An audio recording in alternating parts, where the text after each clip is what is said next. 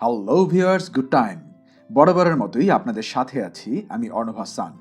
Freelancing এবং outsourcing শব্দ দুটির সাথে আমরা সবাই অতি পরিচিত।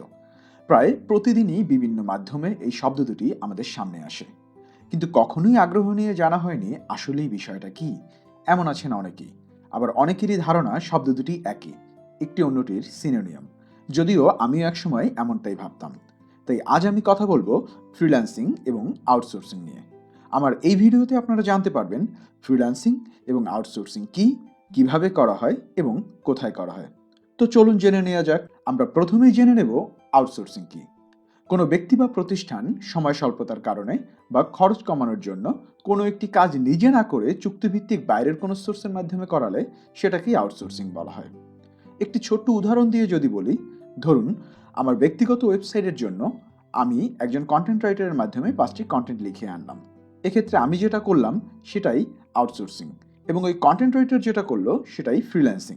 চলুন এবার জেনে নেই ফ্রিল্যান্সিং সম্পর্কে আরও বিস্তারিত। যদি সংজ্ঞার আলোকে বলি, ফ্রিল্যান্সিং একটি স্বাধীন পেশা। কোনো নির্দিষ্ট প্রতিষ্ঠানের অধীনে চাকরি না করে স্বাধীনভাবে বিভিন্ন প্রতিষ্ঠানের হয়ে কাজ করাকেই ফ্রিল্যান্সিং বলা হয়। আবার আউটসোর্সিং এর দিক থেকে যদি বলি, তাহলে বলা যায় বিভিন্ন ধরনের আউটসোর্সিং এর চাহিদা অনুযায়ী কাজ করাকেই ফ্রিল্যান্সিং বলা হয়। এবার জেনে নেই একজন ফ্রিল্যান্সার হওয়ার জন্য কি কি গুণ থাকা প্রয়োজন।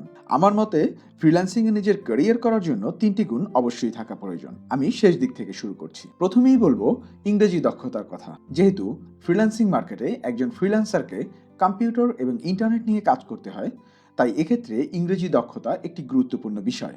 দ্বিতীয়ত বলবো কমিউনিকেশন স্কিল। ফ্রিল্যান্সিং এর ক্ষেত্রে কমিউনিকেশন স্কিল একটি খুবই গুরুত্বপূর্ণ বিষয়।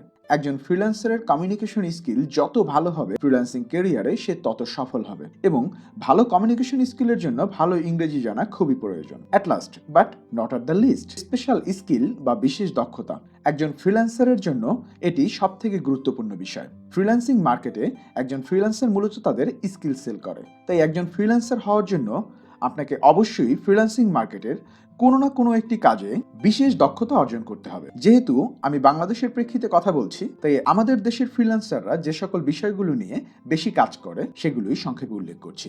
প্রথমেই রয়েছে ওয়েবসাইট, আইটি অ্যান্ড সফটওয়্যার। এর মধ্যে রয়েছে পিএইচপি, এইচটিএমএল, ওয়ার্ডপ্রেস, জাভাস্ক্রিপ্ট ইত্যাদি। এরপর রয়েছে mobile apps development, Android development, iOS development ইত্যাদি। Writing and content, article writing, content writing, copy writing, translation ইত্যাদি। এরপরে আসে ডিজাইন এবং architecture, graphics design, Photoshop, logo, website design, CSS ইত্যাদি।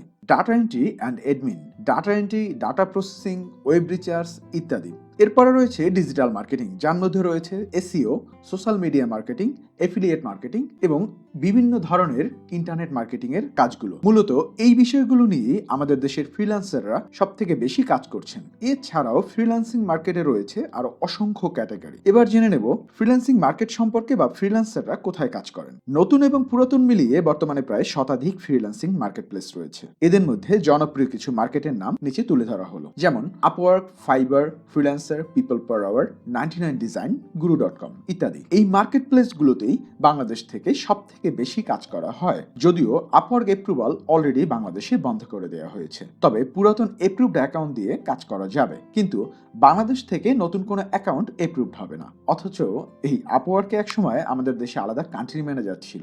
অযথা অ্যাকাউন্ট করে ফেলে রাখা, কাজ না জানা সত্ত্বেও কাজে বিট করা, কাজ নিয়ে সময় মতো না দিতে পারা ইত্যাদি বিভিন্ন কারণে আজ আমাদের দেশে আপওয়ার্ক বন্ধ। তাই আমি বলবো, কেউ যদি ফ্রিল্যান্সার হিসেবে ক্যারিয়ার শুরু করতে চান, তাহলে প্রথমে নিজের স্কিল ডেভেলপ করুন, কোনো না কোনো একটি বিষয়ে নিজেকে দক্ষ করে তুলুন। কিভাবে বিনামূল্যে ফ্রিল্যান্সিং ট্রেনিং গুলো করবেন এ বিষয়ে সম্পূর্ণ ভিডিও লিংক আমার ডেসক্রিপশন বক্সে দেওয়া আছে। আজ এ পর্যন্তই। পরবর্তী ভিডিওগুলোর জন্য সাবস্ক্রাইব করে ফেলুন আমার চ্যানেলটি। ভিডিওটি ভালো লাগলে লাইক দিন, শেয়ার করুন অন্যদের মাঝে। ধন্যবাদ সবাইকে। Take care.